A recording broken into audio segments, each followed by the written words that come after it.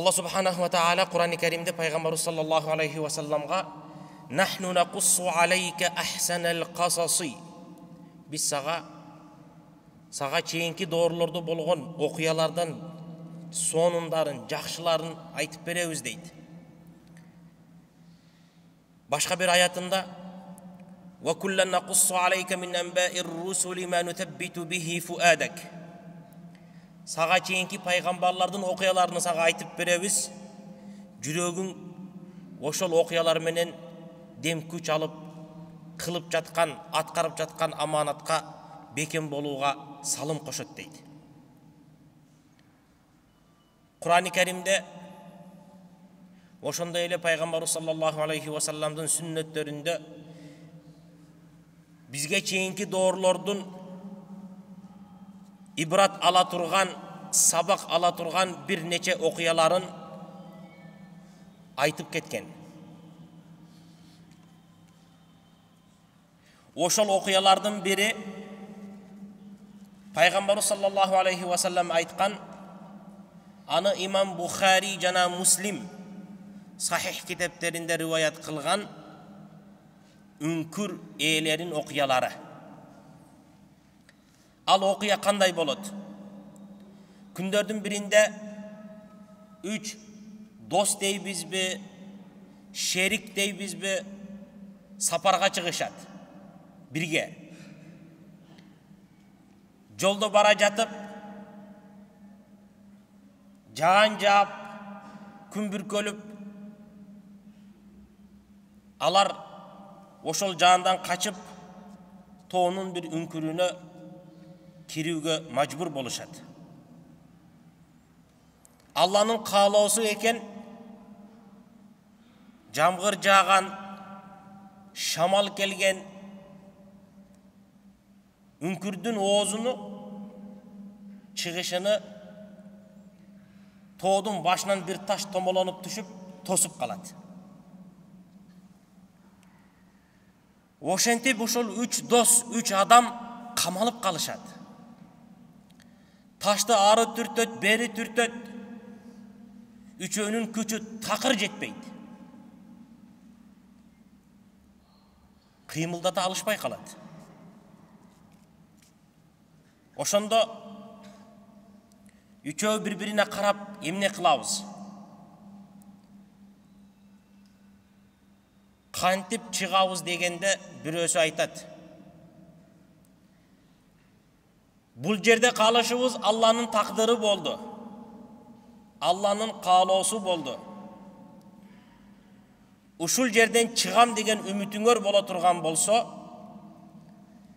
jaratkanга bir gana özünün rahatsızlığı üçün jaşıruun kılgan amalыңарды ortoga salgıla deydi. Allah'dan suragıla, surap jatkan uçurda Kuday üçün gana kılgan bir amalыңарды, jaşıruun kılgan amalыңарды ortomçu kılgıla deydi.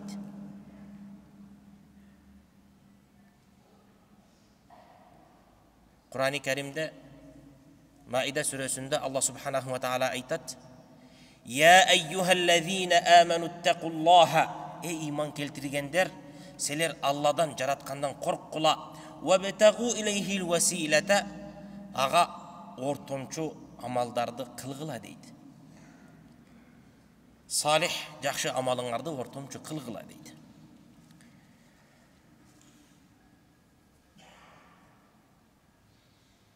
İmam Bukhari'nin rivayet kılgan hadisinde "Ud'ullaha bi afdali amalin amaltumuhu la'allallaha yufrijaha ankum." Törölgönden oşol күнгө чейин kılgan en jakşı amalыңарды aytıp Kudaydan suragıla degen eken. Birincisi başlaydı. Ya Rabbi, sen bilesin, menin jaşı ötüp kalgan, kartayıp kalgan ata enem bar bolçu deydi. Ayalım, jaş baldarım bar bolçu deydi. Kiçinekey 5-6 keçи малым бар болчу дейт. Ошолорду карап, ошолорду саап, сүтүн алып келип ата энеме берип, ата энемден артканын балдарыма берет элем дейт. Күндөрдүн биринде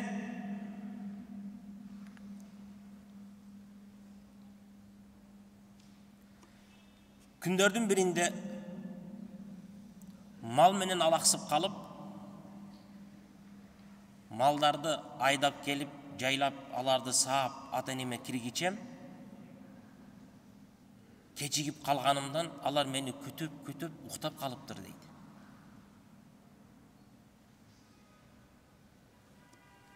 Кылган адатымды бузгум келген жок. Аларды ширин уйкунан дагы калтыргым келген жок дейт.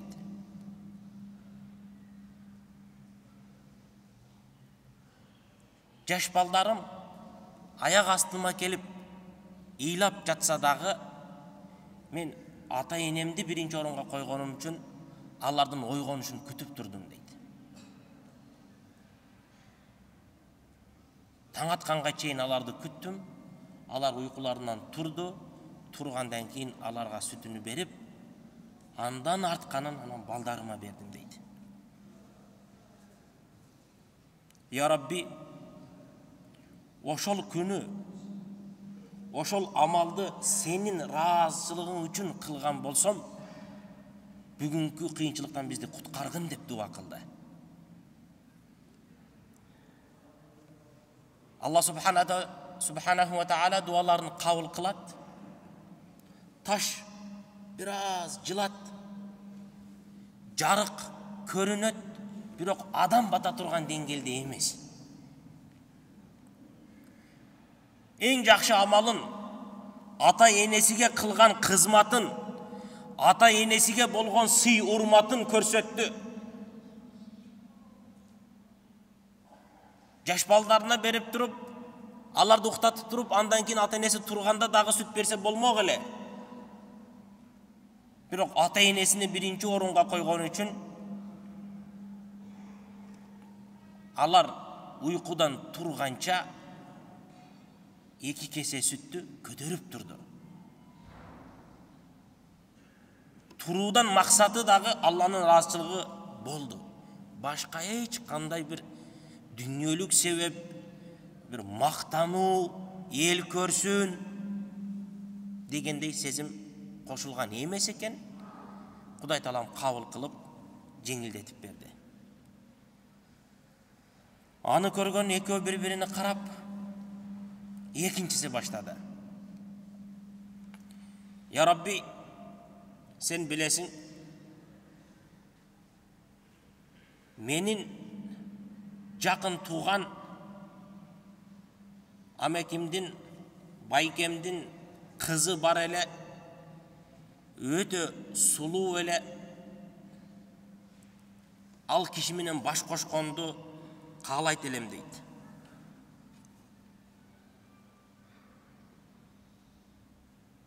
Туура эмес жол менен.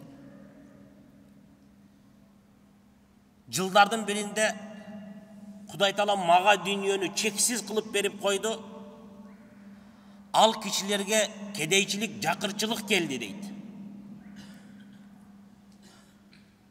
Муктаж болгондуктан жоктуктун айынан мага келди жардам сурап.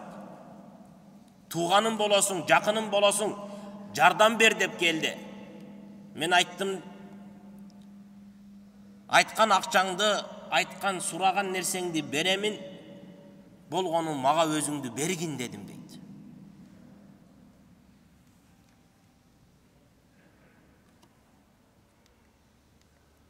Айла жоктон макул болду дейт. Макул болду дагы мүмкүнчүлүк түзүлдү. Эч кандай тоскоол жок, көрүп турган адам жок, байкай турган адам жок, уяла турган жок. Жумушумду баштайын дегенимде айтты. Ey bir tuğanımdın balası, ey tuğanım, Allah'dan korkun.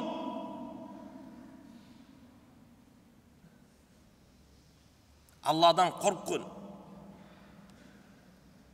Allah'a jakpay turgan amaldı kılbagın dedi deydi. Çeçinip alganmın deydi.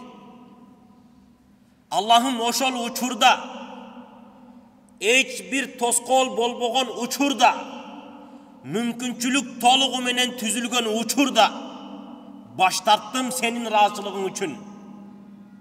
Oşonu kabul kılgan bolsoň bugünkü günde bizge jеңилдик bергin dedim deydi.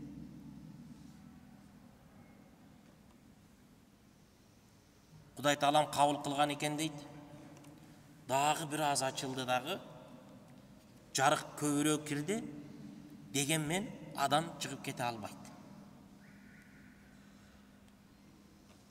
Üçüncüsü başladı. Ya Rabbi, ya Allah'ım bilesin, kündördün birinde ciğerime baylanıştı cumuşçular gerek bolup bir top cumuşçunu alıp gelip işlettim. İşletken son köpçülüğü akısın alıp gitti dağı bir adam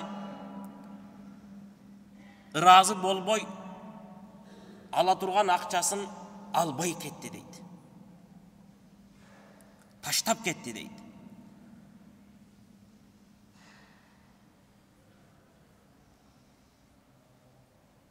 Al ketkenden keyin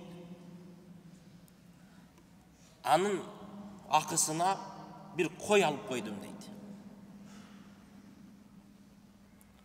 Kuday Taalam berekesini bergen eken, oşol koydan bir neçe yıl ötköndön keyin bir koro mal boldu deydi. Bir koy, bir koro mal bolgonda janakı yesi keldi deydi. Bir neçe yıl aldın senin kolunda işlep kettim ele, menin akım kalıp ketken oşonu bergin dep. Koro maldı körsettim dağı, uşul senin malın dedim deydi. Al işenbey koyçu, meni şıldıngdap jatasың bı dep taң kalganda jok.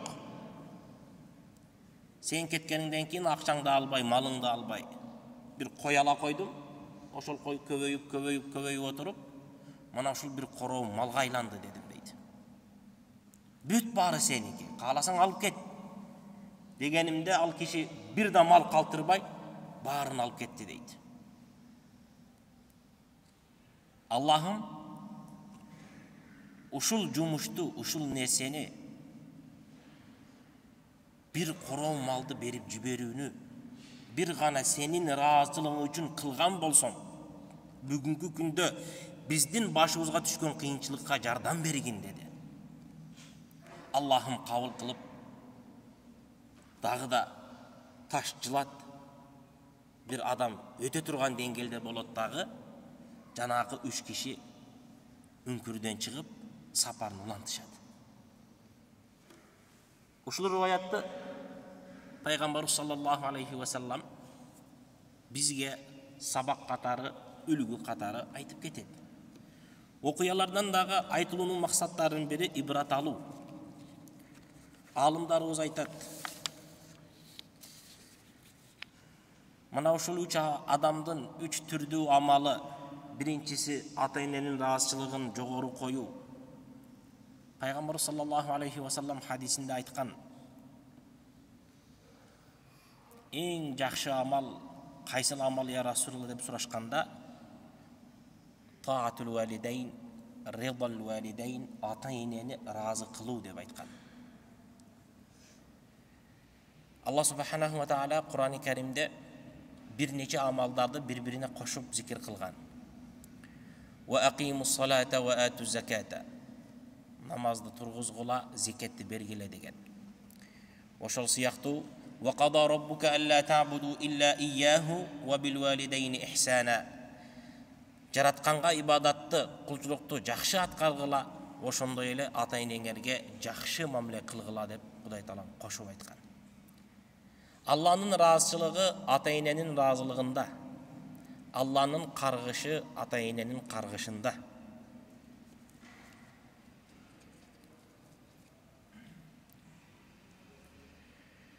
Bir ustaz sabaq berip жатса, шәкірті келіп сұрайды.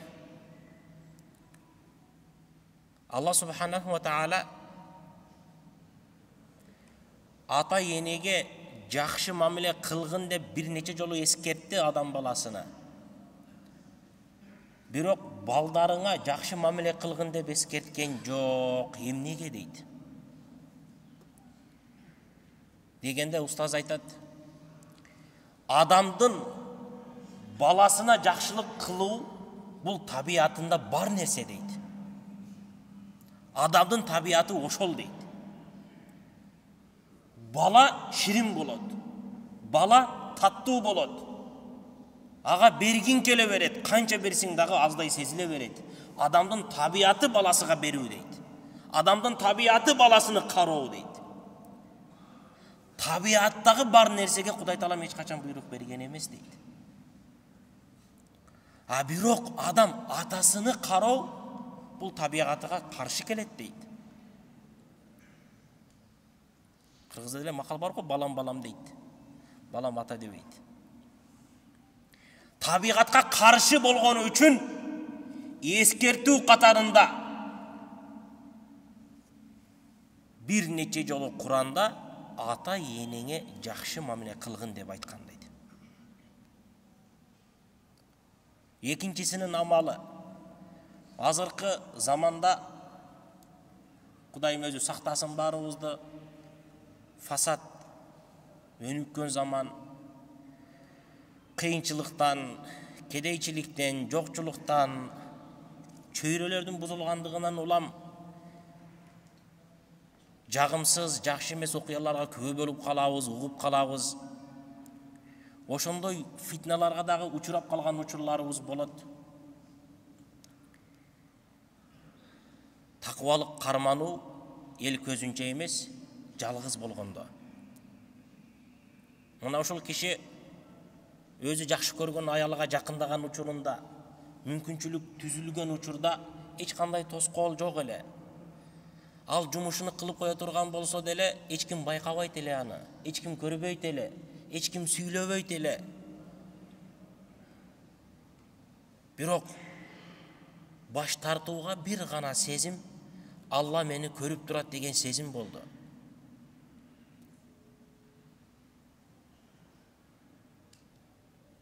Эң биринчиден мына ушул окуядан алым устаздарыбыз айтат. Ошон үчүн мусулман адам баласы, мусулман адам болушунча кайрымдуулуктарын бат-баттан кылып турсун дейт. Кайрымдуулук кылганда дагы өз жакындарынан, туугандарынан, кошуналарынан баштасын дейт. Анткени жакырчылык, жоктук адам баласыны бузуку жолго эмес, динден чыгууга алып барат. Динден чыгып кетүүгө алып барат. Күфүрлүккө алып барат. 90-жылдары азырга чейин кээ-бир мусулман бир туугандарыбыз, кыргыз бир туугандарыбыз башка динге өтүп кетүүсүнө түрткү болгон нерсе муктаждыгы болуп келатат. Бул дагы ачуу чындык, урматтуу жамаат. Эгерде ар бир мусулман адам зекетин ордуна коюп бере турган болсо, садакасын ордуна коюп бере турган болсо, коомчулуктун оңолушуна чоң салым кошот. Үй бүлөлүк намыска сакталууга чоң салым кошот. Мечитке алып келбеңиз, бериңиз жакындарыңызга, туугандарыңызга, кошуналарыңызга, айылыңыздагы адамдарга. Берешендүүлүк өзүнчө бир жол, канчалык кырсыктан, канчалык апаттан сактай турган ал баарыбызга маалым. Билебиз, мечиттерге барганда угабыз. Ошону бир кадам болсо дагы алдына таштап аткара турган бололу, урматтуу жамаат. Жумуштан, мансаптан мүмкүнчүлүктү пайдаланып, арам жолго баруудан Аллахым сактаган болсун баарыбызды. Үчүнчүсү аманатка бекем болуу болду. аманатқа қиянат қылбады. Мұнафықтың 3 белгісі бар дейді. Барыбыз білеміз. Üçüncüsü емне? Аманатқа қиянат қылған адам. Азыркы заманда барыбыз көпчүлүгүбүз движение кылып кеткенбиз. Бизнесмен болуп кеткенбиз. Тыйынга тыйынды кошуп бир жумушка тыга салабыз. Шерик издейбиз. Акчасын алабыз. Бирок тилекке каршы шериктин акысын так берген, колас адамдардын эмгегин нак берген адамдарыбыз аз болуп жатат, урматтуу жамаат. Алардын дагы акысын Алладан коркуп так берүүнү, нак берүүнү Аллах насип кылган болсун. Атул ажира хаккаху qabla an yajuffa araqahu. Кайсыл бир адамды жумшап иштете турган болсоң, анын акысы тери катыгыча бергин дейт. Аккан тери катыгыча акысыны толук бергин дейт. Бир жумуш адамдын 7, 8, 9 саат убактын ала турган болсо, ал жумушту аткара турган адамга акым аяна 20 000 бериле турган болсо, сиз келип туруп, сен мага ушул жумушту 10 000 кылып бересиң, 7 000 кылып бересиң, 8 000 кылып бересиң деп айта турган болсоңуз, ал кечирсе дагы Аллахым кечирбей турган күнөө амалдардан экенин эстен чыгарбаңыз. Соодалашуу башка маселе. Бирок акысынан кем берүү, анын бузулушуна себепчи болгону үчүн дагы күнөөгө жазылат, сизге күнөө жазылат. Ушуну дагы эстен чыгарбайлы, урматтуу жамаат. Бул көрүнүш көп кездешет. Айрыкча үй жасаганда, үй там салганда, ремонт кылдырганда, бир нерсени оңдоого адамды чакырганда акысы канча экенин билебиз. Бирок тууганбызго, жердешпизго, жумуш жеңил эле кылып койдуңго, өтө деле оор эмес экен го деп, кээ бир учурда келишкен акчадан азыраак беребиз, кээ бир учурларда келишпей туруп эле төмөн акчаны айтканыбыз, бул дагы туура эмес, урматтуу жамаат.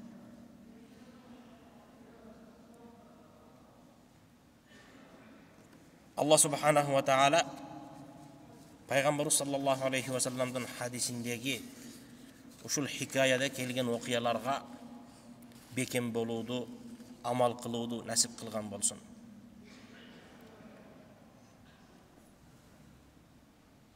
قال الإمام البخاري فقال بعضهم لبعض والله لا ينجيكم إلا الصدق فَلْيَدْعُ كُلَّ رَجُلٍ مِنْكُمْ بِمَا يَعْلَمُ أَنَّهُ قَدْ صَدَقَ فِيهِ.